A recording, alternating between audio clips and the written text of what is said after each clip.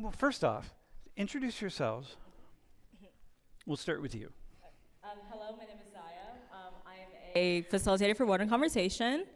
I was actually in Social 19 last semester, so this is my first semester being a facilitator. I sat right in the front.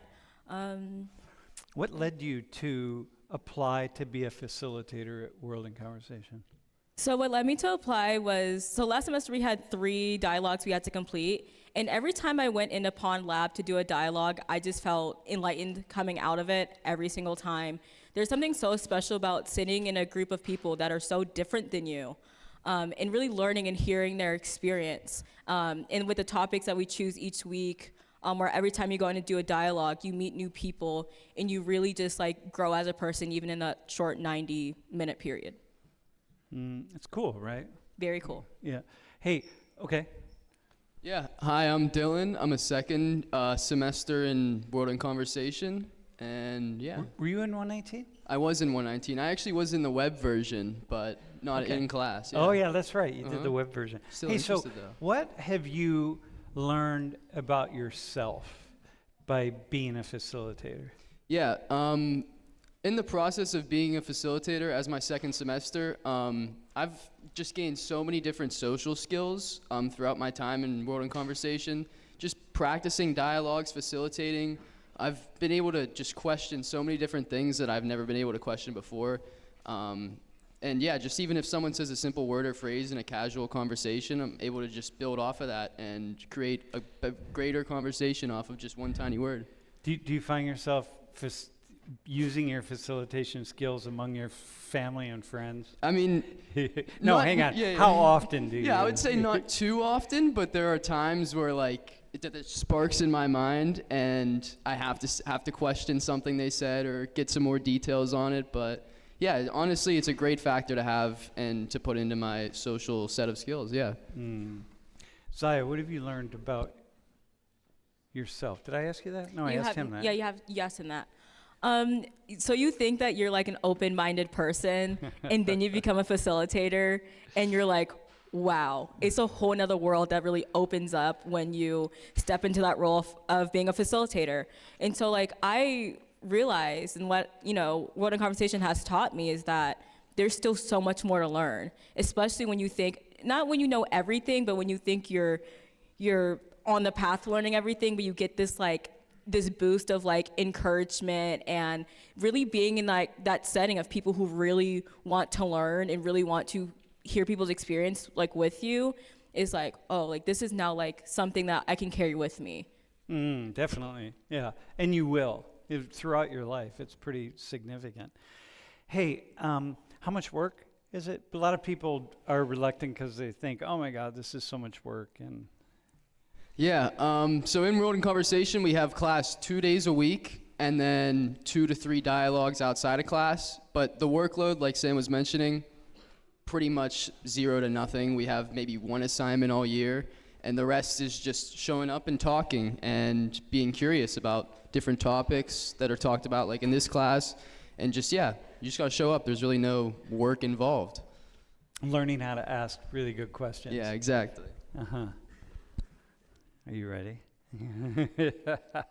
Okay. Hey, listen, thanks you all. Really, and thanks for being facilitators. It's really cool. We have about former facilitators either from part of Social 19 or Race Relations Project, World in Conversation. We probably, 1,500, maybe 2,000 out in the world. And the things that people are doing and the way they're using these skills and the number of people who have said that they've gotten their job or they got a promotion or whatever. People who, we had a guy who was working on an oil platform. He was a petroleum engineering student, and he went to the interview in engineering to work on this oil platform. And the only thing the guy who was interviewing him wanted to know about was World in Conversation. And like he kept saying, "Wait, what is that?" And he one after another, and it got him the job. So it wasn't his engineering background; it was World in Conversation. The guy was like, "We need you on the oil rig," So anyway, so stuff like that. It's pretty cool. Dude, yeah, thanks, man. Thank you. Awesome. All right, y'all. You can give it up for him. Yeah. And so anyway, Thursday night, but we'll send something out. Julie, make sure that we send it out. Okay, LJ, you're on. But you, can you give her a microphone? So we're.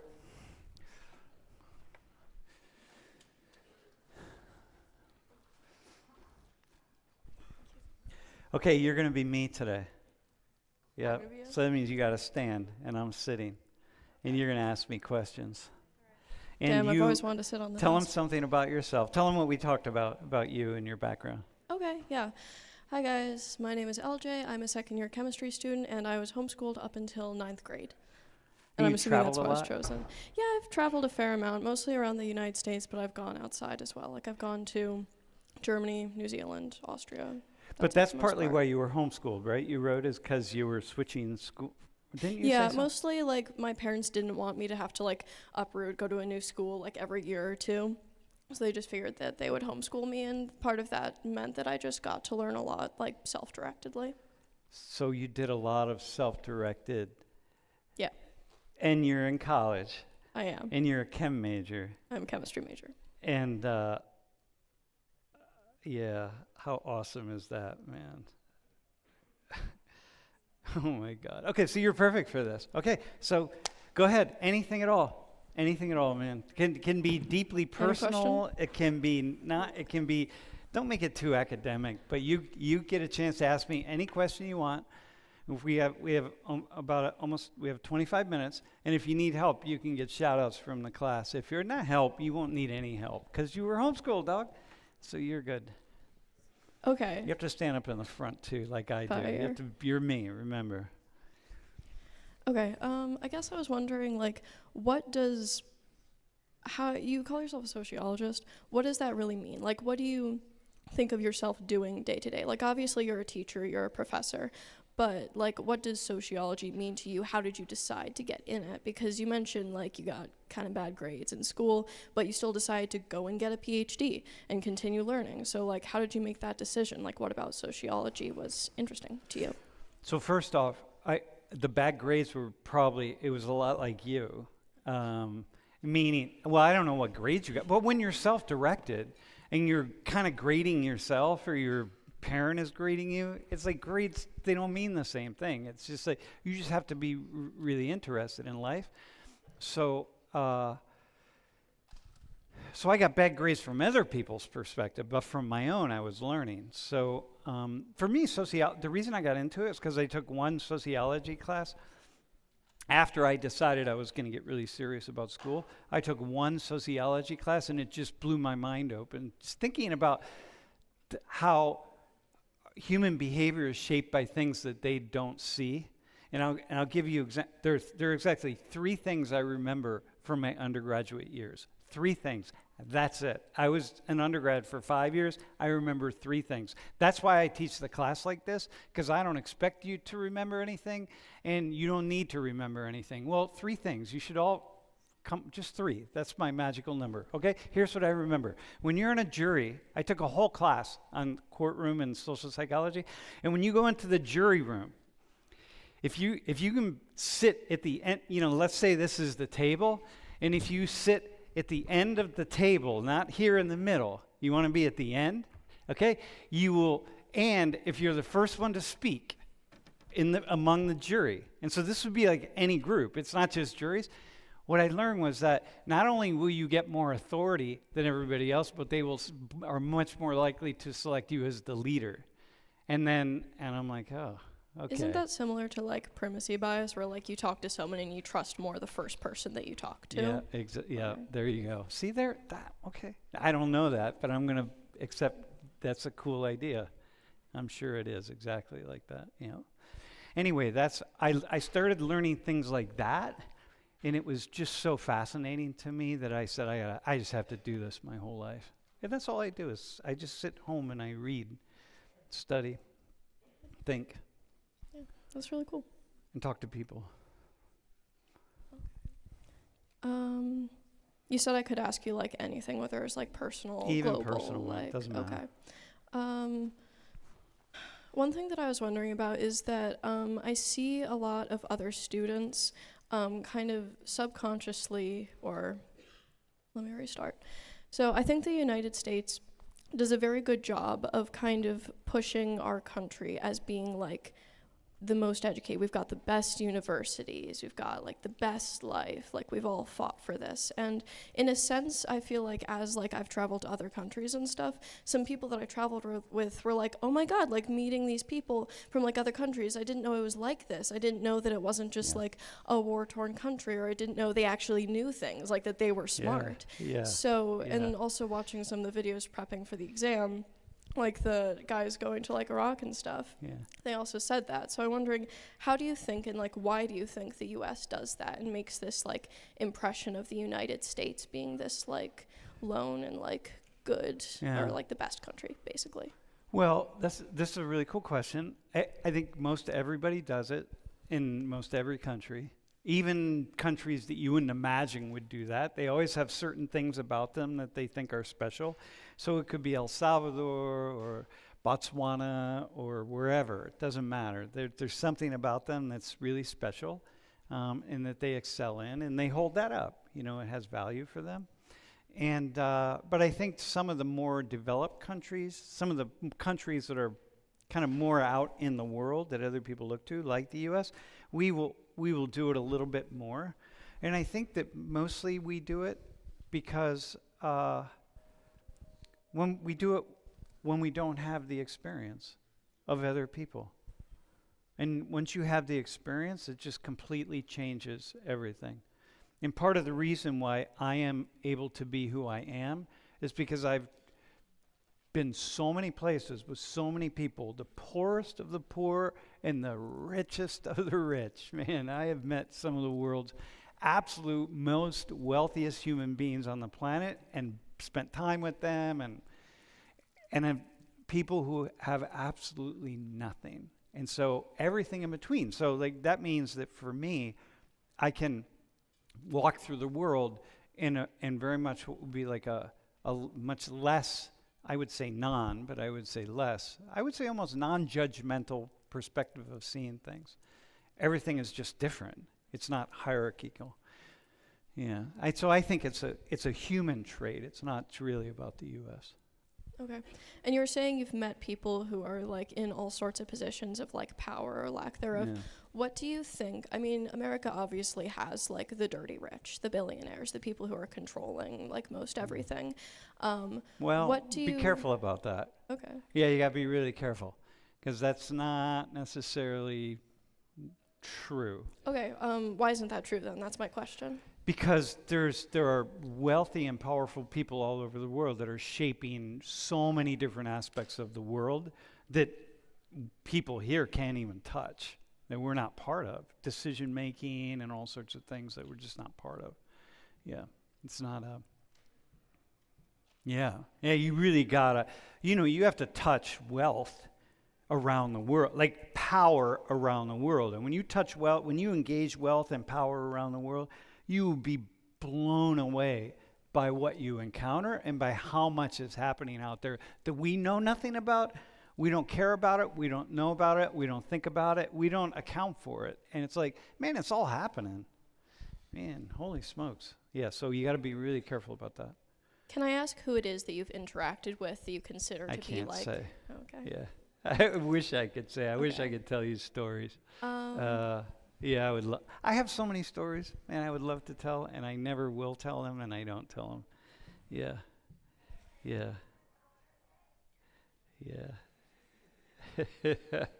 No, I mean I can't. If we weren't, even if we weren't on the stream,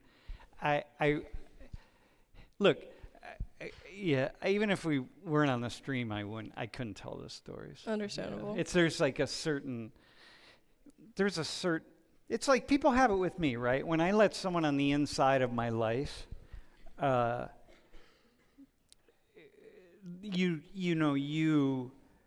for example, a few weeks ago, some students from class, I think there were 5 of us, students from class came to my house and we filmed something, okay?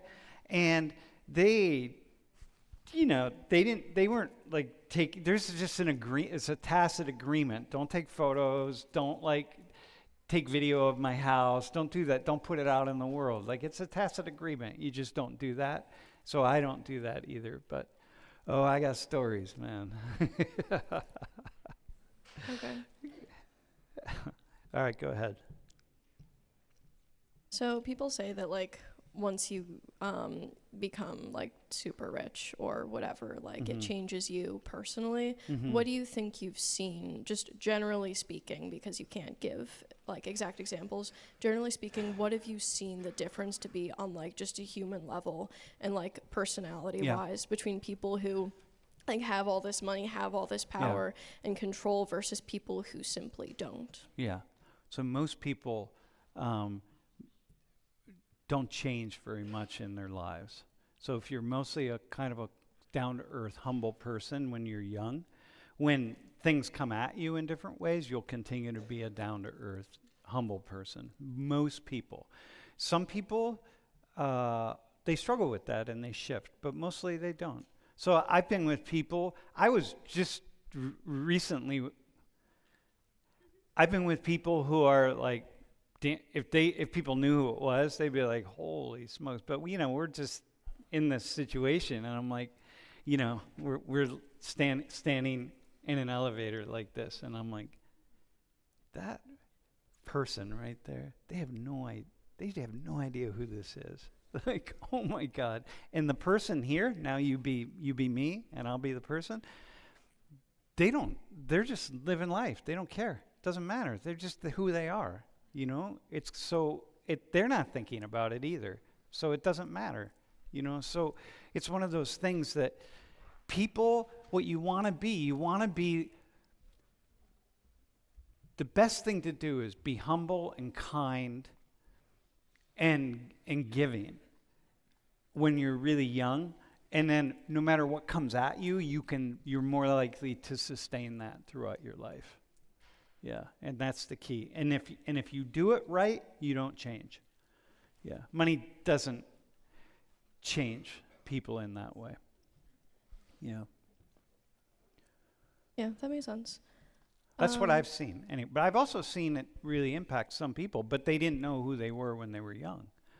So for me, for example, you want me to go a little further? Sure, yeah. See if you have a follow-up. For me, for example, it's only been very recently since, like, in this class, like, the live stream starts to take off and things start to happen that I never planned. It was never planned. It just happened that way. Well, I lived my whole life just being me, so I can be me. It doesn't change at all. Nothing changes. So, but if it happens when you're really young, like some of you might think like, oh, I wish I had this big thing happen to me when I'm young. I'm like, don't wish for that. Form your personality first. Form who you are, and then go out in the world in that way. It's much easier. Yeah. So from your perspective, people have, or if somebody has a very strong idea of who they are, what their ideals are from a young age, and if they're like taught to have those things, then they'll change less as a person. Yeah, they'll be they'll be less troubled. Let me just say that, because it's really hard. You feel like this desire. There's always this like tension to be somebody other than who you are, and you need to be comfortable in the shoes in which you're in before you start trying on all these other shoes. It's very difficult. Do you think people are taught to do that, to be comfortable with who they are? No, mostly you're not. Look, the whole world is set up to get you to consume.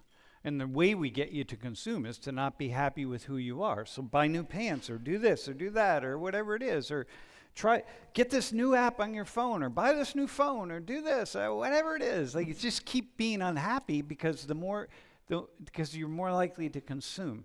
So capitalism is the issue. Well, here. no, it's just production and consumption, really. Capitalism is nothing more than simply it's just, capitalism is as old as life itself, basically. The sociology of capitalism. So, yeah, that's not a critique of capitalism. It's just how life is. Yeah. I guess another thing that I've always kind of wondered, with a class that's as big as this, with a ton of people from different backgrounds and different political ideologies, you have to be very neutral when you are like making these conversations happen. They may be like issues that people get really divided on. And so how do you kind of navigate it without like letting on too much where your own political stance is? Because I don't have a political stance anymore. I am so fascinated by everything that's happening in the world. I'm so fascinated by everything that every single person says who's up here on the table.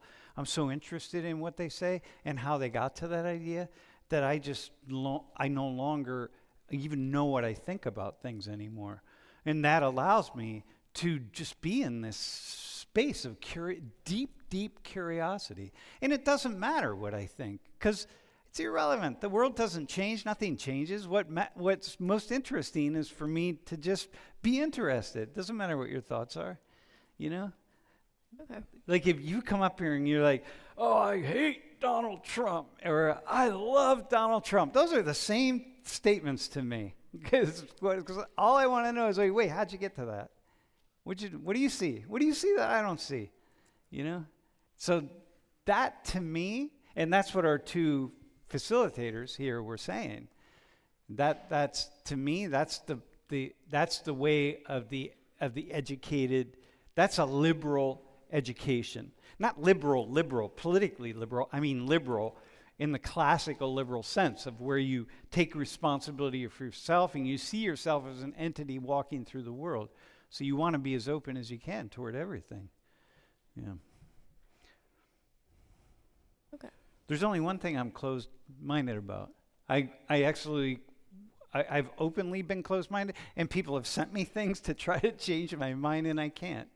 I just have not changed my mind. I'm just like, nope, that's a no-go for me. Are we allowed Oh, to know there's a what that couple is? things. Yeah, well, the one thing that's out in the world, I mean, there are certain things like things that happen to children. Okay, well, that everybody agrees with that. That's neither. But it's female genital mutilation, which is practiced by many cultures. And I've had people in those cultures send me emails, and I've been in long exchanges with them. It's like, convince me that it's okay. And they like haven't been able to thus far. Women, man, you know. Older women my age, man. And I'm like, yeah, keep it coming, but I can't go there. That's the only thing. Yeah, and I'm proud of that I have one thing that I'm closed-minded about. Okay. You know what that is, right? Yeah, I would assume so. Okay, all right. It's pretty self-explanatory. Yeah. So you said you learned 3 things in undergrad, and you described one of them, like the standing on the end of the table. What were the Yeah. other 2? Oh, damn. I don't remember, but I know there were 2 others. Do you see how meaningless all this is? If you don't learn, I went back to my undergrad. I went back to Toledo, University of Toledo. I went to the sociology department, and I thought I would jog some memories in me, but I didn't. And yeah, I don't remember. I'll try to think of it. Okay. Anyway, of them. How you doing, man? You want help from someone? The guy down there, he always has a question. Yeah, right? if someone has a question ready, then could go Dude, for it. right there. Okay. Yeah. You can take the mic. We'll take the microphone around. Dude.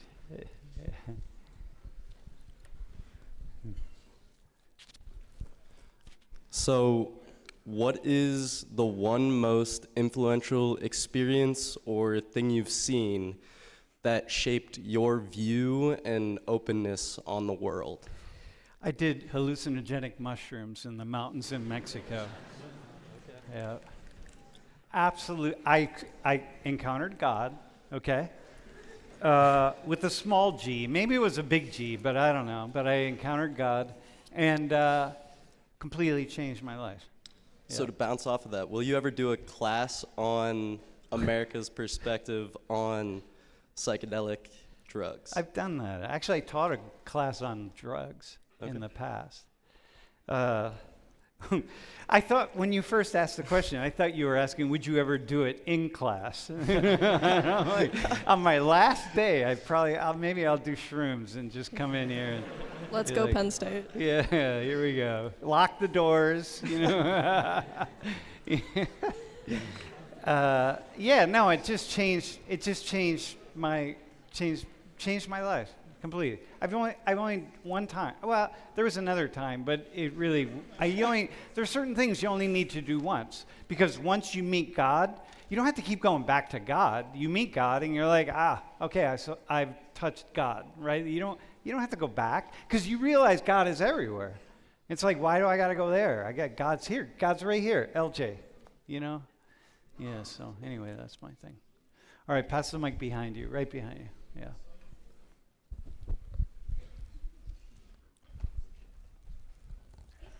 Wait, okay, sorry.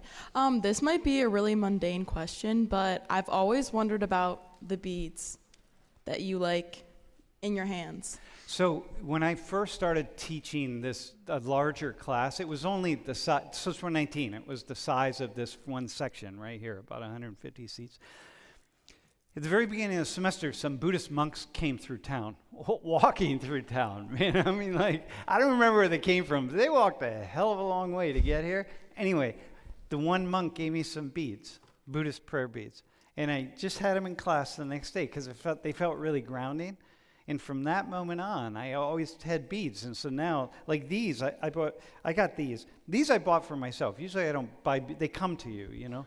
I got these in Cairo during Ramadan a couple years ago at like 2 a.m, you know. So here's like a cool thing, right? If you ever get a chance to be in a Muslim country during Ramadan, it's just like, oh man, it's, God, I got a haircut at 3 a.m, you know, because everything's open all night long, and oh, damn, that was really cool. So anyway, I just always have, so they're prayer beads. They just help ground me to feel.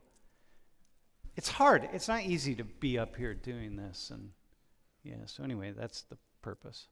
I always have them. Did you wonder that too? I'm okay. And then I gift them to people, right? So sometimes I gift them away. No, right. I had a question relating to, you've been teaching the class for about 40 years. What do you think about like passing the torch, whether it is through inability of being able to teach the class or whatever reason you cannot continue the class? Have you thought about it? What is like, what's your plan like for Such 119 as time goes on beyond your persona? Because as we learned from Blake last week, I'm old, right? Blake, I'm just, dude, I got it. No, and seriously, I would love to see, I loved the idea. I've really tried to mentor other people to teach a section of this class. So I taught in African and African American studies here at Penn State for about 15 years. I taught a class, and I was a sociologist, but I was an adjunct professor in African studies, and I'm always trying to wanting to mentor other people to do this, but people don't seem to be that. I haven't been able to find anybody. But it may be that, there's no torch that gets passed. I just drop the mic and and I die. I don't know. Maybe I die before I stop teaching. Just kind of cool.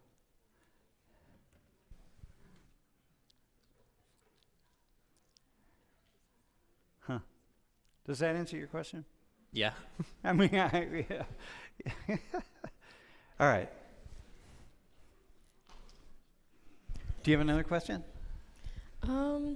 Yeah, how often does the university get like annoyed at you? Because it's like a huge class, and you've mentioned before, oh, I can't say that, or the university's going to get annoyed at me again. So like, but they keep letting you do your thing. No, but mostly we haven't had many mishaps. Sometimes like there'll be a student up on the table, and I'll say something that they interpret the wrong way, and then and they'll interpret some way, and then they'll maybe say, hey, Sam said whatever, but it's all recorded, so you can watch it and see, and then I'll, sometimes people don't understand, A, my sense of humor, and they don't always understand it, and B, sometimes people don't understand that I'm really just so I just don't judge in that way, man. I'm just everything is just curious. I'm just curious about everything, and so sometimes that happens. Once in a while, people watch the stream and they send emails in, because anybody can send an email to anybody anywhere in the world can send an email, and they're like, Sam Richards, and then it goes through the whole chain, and but yeah, whatever. It doesn't happen very often, bro. Last week you mentioned that one of the most interesting things was death. Like, that's something you're really curious about. What do you think happens when someone dies? Well, I read a lot about death. Like, I'm always reading about people who have after-life experiences or after death. People call them different things, but they die and they come back to life. I am obsessed with reading people's stories about what happens. You ever read stories about people that die and come back to life? I have briefly. It's just, to me, like, reading these stories, it does seem cool. It's just, for myself personally, I can't personally, like, when you said, oh, I saw God, like, I took mushrooms and I saw God, how much of that is you seeing God and how much of that is just the mushrooms? Well, the mushrooms, what they did was just open my consciousness to allow me to see what I saw every single moment of the day. And now I see that. Like, I can just sit and meditate, and you don't need artificial stimulants. I can just sit and meditate, and before I know it, I'm in another space, right? So do you consider yourself to be enlightened? In what? Enlightened in some way? No, or is that... I have brief moments, but they only last about 3 or 4 seconds. Yeah, it's tough, man. It's not possible. Anyone who tells you they're enlightened is like fooling themselves. Well, they are. They might be for 3 or 4 seconds, but whatever. Anyway, bro, what do I think happens? I think we go back to the life force.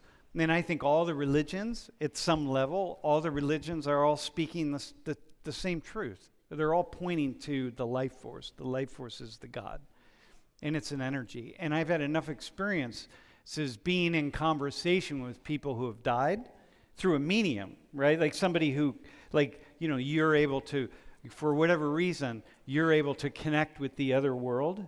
Some people can do that, right? And they do. And so I've had enough of those experiences with people, talking to people who I know who have died, and hearing what they're saying about what's going on and where they're at. You might think I'm crazy. Well, does that sound crazy? To me, it does. Okay, to me, I would assume they're just fooling you for profit. Yeah. But I've never had that kind of experience. So maybe I would believe in the same thing you do if I've had your experiences. Well, you can imagine that I'm a skeptic, right? Can you imagine I'm a scientist. I'm a skeptic. Sure. You would imagine that if Logan here starts telling me about his experiences, I'm going to be like, dude, yeah, all right, good luck with that. So if I'm saying it, it's like, whoa, damn, okay, that's pretty intense. Anyway, so I think it's pretty cool. So I'm not afraid at all of dying, at all. I'm sad. I don't want to die. I'm so happy, so engaged in life. So I hope I don't die anytime soon. If I do, it's okay, because this moment I cross over, it's fine, but I don't want to,